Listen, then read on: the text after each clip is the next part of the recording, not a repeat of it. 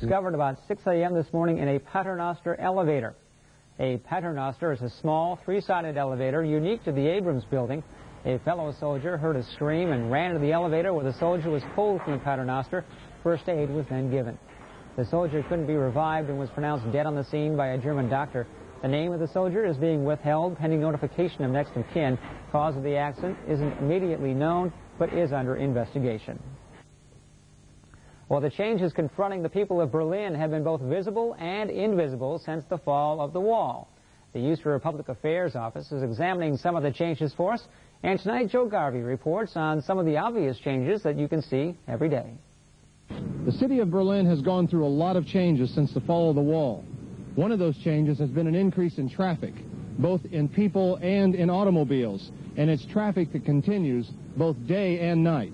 It's just about wall-to-wall people downtown, especially during the Christmas market, and residents of Berlin, particularly those of former West Berlin, feel it the most. Frank Siebold has been in Berlin since 1971. Recently, probably only the changes in people's behavior, more aggression, more unrest, more intolerance, things of that nature. According to Peter Radunsky, the Berlin Senator of Federal Affairs, the city is just growing up. I want to tell you something frankly. When friends of Spain or French are here, they have the feeling that Berlin is the most American town in Europe, with all this charm of the city and, of course, with all the problems we have in urban areas in your country, too. Well, going shopping is a lot harder by now. The lines are longer and there are a lot more people around, and the traffic got worse too. Susanna Brand and other Berlin residents know the capital city is going through its growing pains, but many believe it will one day be the most beautiful city in Europe. In Berlin, with the U.S. Army Europe Public Affairs Office, Joe Garvey reporting. Last night, Charlie Gill showed us how single soldiers in the Mannheim community are adjusting to life under the new Quality of Life program instituted by the United States Army Europe. The success of the new program doesn't only rest with the single soldier, but with their NCOs as well. Tonight, Charlie introduces us to a senior NCO who's helping to make the program work. Sergeant Major Early Murden is making some changes, especially in the way his single soldiers are treated. While discipline cannot go away, some control measures, he says, are just outdated.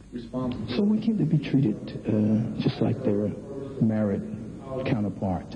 He goes home, relax, kick off his boots, do what he want to do, have a few drinks, and don't be disturbed. Why can't that single soldier have the same thing? The USER-wide initiative to give soldiers equal treatment means better facilities when the money is there. But Sergeant Major Murden says sometimes money is just not the issue. It's going to take time because there's money involved, but things that require the stroke of the pen, things that we can implement immediately. We have to do this to show them and that we're trying to make the image of the barrack life better than what it has been and what things that it can be. Private Tanya Townsell agrees that equal treatment is more of an attitude between leader and soldier than new facilities. I don't feel like somebody's watching over my shoulder all the time, making sure that I have a spotless room, everything perfectly shining. I can have friends over if I want. Soldiers in the area feel about... There are plans in Mannheim for some renovations, but soldiers mostly say they prefer to be held accountable individually, not as a group. As for Sergeant Major Early Murden, he says there's no turning back now. In Mannheim with the USER Public Affairs Office, Charlie Gill for AFN News. It's been 14 months since the unification of Germany, and life in Eastern Germany is changing. Gary Bartel reports, however, that some regions are less affected. The pace of modernization moves much slower in the villages of Eastern Germany. The dreary grayness and decay of 45 years of communist rule is still very evident. Capitalism's biggest inroads thus far, Western-made vehicles and satellite TV. Efforts are also underway to improve telephone and power service, but the workers say new materials are arriving very slowly. Finding your way around an East German village is considerably more difficult than driving in a small town in Western Germany. There are almost no street signs, so you keep stopping and asking for directions. at the many small coffee shops or snack bars which have been springing up all over. Typical of the instructions, take a right at the next fork and then a left at the light-colored building. This fork?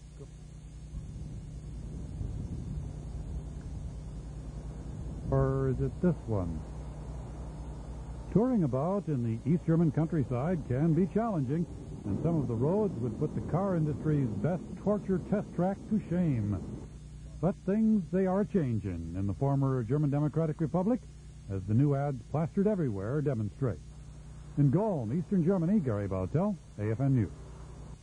Well, the weather certainly caused havoc around Central Europe with red road conditions and delays today. Now be sure and listen to your local AFN radio station tomorrow morning for the latest conditions.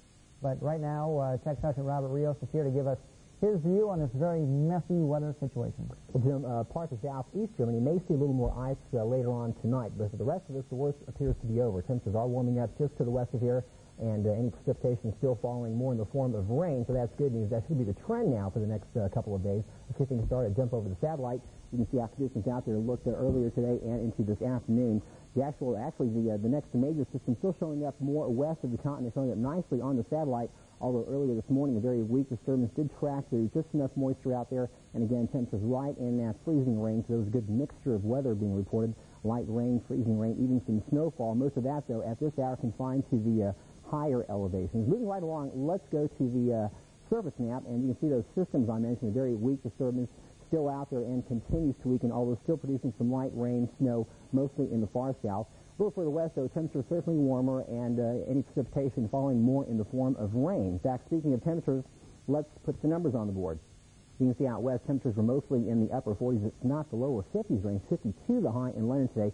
Still quite cool here in Central Europe, a few more 20s and 30s, but all that should change now over the next 24 hours as that warmer air continues pushing in, and that's fine with me. I'd rather drive in the rain than the snow anytime. Moving right along, these are what the numbers look like in Germany at 3 p.m. In fact, the Nuremberg still right around that freezing range, or rather freezing point, temperature 32, and they're still reporting some freezing precipitation down there. That part of the country may see a little more ice later tonight. The rest of us, though, temperatures above, if not well above freezing. Quite a few more 40s on the map today than there were this time yesterday, and it appears that those warmer regions will continue for the next 24 hours, although still quite a bit more rain out to the west. In fact, let's take this map off, see what tomorrow's forecast map reveals. This is that wave, then, that we showed you on the satellite. It makes quite a bit of progress over the next 24 hours, almost all the way through Germany. Perhaps some light snow still confined to the Alpine region. For the most of us, though, or rather for the rest of us, most of us will continue to see just more rainfall out there tomorrow. Rain right along, well behind that front. Wind speeds will also pick up across northern Europe tomorrow, and temperature-wise, well, just slightly warmer than today. Highs in the upper 30s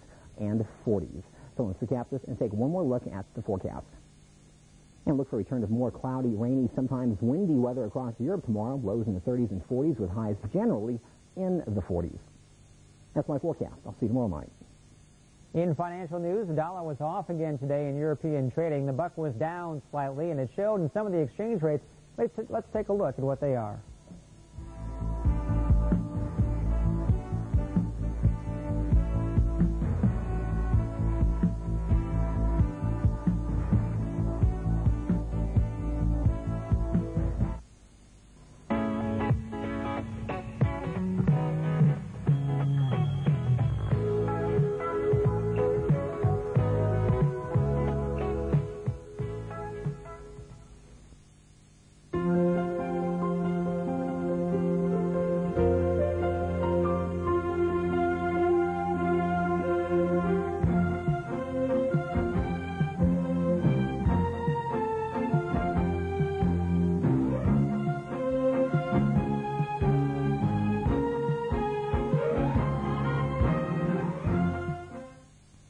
With a large number of service members leaving the active force these days, the need for transition assistance has reached new levels.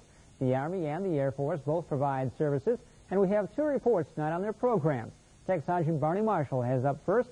She explains the Air Force side of things. A team from the Pentagon and the Veterans Training Institute visited several family support centers in Germany to look at the transition assistance programs in Europe. Chief of Plans for Air Force Family Matters, Sandra Page.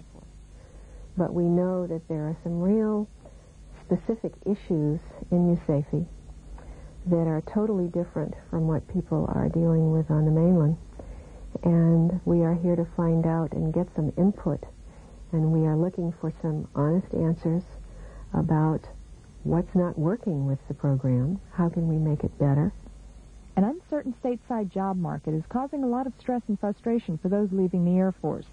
R.V. Dorothy from the National Veterans Training Institute says that there are a lot of questions about benefits. Biggest concerns when you get specific is probably benefits. What kind of benefits am I eligible for? How much money do I have for the GI Bill? Can I really go to school? Is it going to be paid for? How much money do I get? Those kinds of questions. You know, very legitimate concerns that you could pick up the phone and in a matter of minutes find it stateside. You can't do that here in Europe. The team will use the information gathered on their trip to develop a transition assistance program tailor-made for Europe. From the Family Support Center at Ramstein Air Base, Germany, I'm Tech Sergeant Bonnie Marshall. Trying to find a house at the moment, that'd be the first thing, you know. Staff Sergeant Jack Paxton learned that a move to Fort Jackson was in his future, he went to his local ACS office for an information packet. What he found was an automated computer system connecting him to 166 Army posts worldwide. The program, called the Army Relocation Assistance Information System, or Rios, offers current information on a wide variety of topics.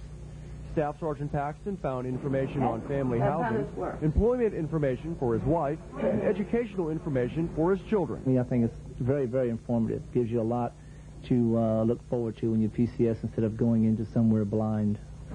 By answering questions Army families have about their new assignments, ACS officials hope to remove some of the stress associated with moving into an unfamiliar area. Right now, with transition and downsizing, people's stress levels are extremely high. The Rios program, because it offers the kind of information that people really want to have before they move, helps lower those stress levels. For Staff Sergeant Paxton, a lowered stress level means a little more peace of mind for him and his family as they prepare for their move to Fort Jackson. And with this system here, I think it can help you a tremendous amount in learning everything that you really need to know before you get there. From education to employment, from child care to housing, the Rios system has all the information you need on your new duty assignment. For more information, call or visit your local ACS office today. From Heidelberg, for the USARA Marketing Office, I'm Lon Blair, AFN News. The Sembach Air Base Officers Club is all decked out for the holidays, but isn't full of traditional decorations, or at least not modern-day ones anyway. Senior Airman Bill Schnorr explains. What do you get when you combine the treasures of a German antique shop with the imagination of a few creative people? You get the holiday charms of Christmases past brought together in the midst of a modern world. But bringing a bit of the past into present day seems to always be a good thing to have happen. It just reminds us all of very special people and thoughts of good times and a happy holiday spirit, I guess. Vicki, along with club members Sandra Chambers, Bonnie Lauher, and Betty Herron, looked for an original way to decorate the base officers club for the holidays. They borrowed hundreds of antique items from a dealer in nearby Sembach village and then went to work. The group recreated room settings from a typical family home of years past. Now visitors can see a 100-year-old kitchen, stroll into a cozy parlor, and through an old dining room. Other antiques adorn the club's bar and foyer, all there to give visitors a touch of an old-time Christmas in a modern and busy world. From Sembach Air Base, this is Airman Bill Schnorr reporting. Well, indeed, Christmas is in the air, and in Germany, as in America, it is filled with holiday music. Specialist Brooke Perkins has this story about a choir whose musical performances have become a holiday tradition in the Frankfurt community. Some 600 people bundled together in the Abrams Chapel over the weekend to see the Christmas tree. But this was no ordinary tree, it's a singing Christmas tree. Among its boughs were members of the Frankfurt German-American Community Choir, performing their series of annual holiday concerts. The choir has been performing in this setting for almost 18 seasons. And while it also performs at public events throughout the year, this one is a favorite for choir members. We have an enormous public. We're sold out for 5 performances this year, and also they are German and American audience. It's not just the American community that comes, but it's just as beloved by the German population, and it almost is a word-of-mouth tradition at this point in time where neighbors tell each other they have to go see the singing Christmas tree. The love of singing brings the choir together, but it's the sharing of the Christmas spirit and its traditions that makes it a special experience for the members. We have a party after our Christmas performances, and then each nation brings their different food for Christmas. Like the Germans bring all their little cookies and Christstollen, the Americans bring their pies, their, how you call your pies? Mince pie and these things. So there you learn also about different traditions. Accompanied by the Abrams Chapel Bell Choir, a piano and drums, the German-American Choir performed an hour-long international program of traditional and modern carols. This was the last performance of the season for this Christmas tree, but early next fall, the choir members will begin rehearsing once again to bring life to the singing Christmas tree and the holiday season in the Frankfurt community. In Frankfurt, specialist Brooke Perkins, AFN News.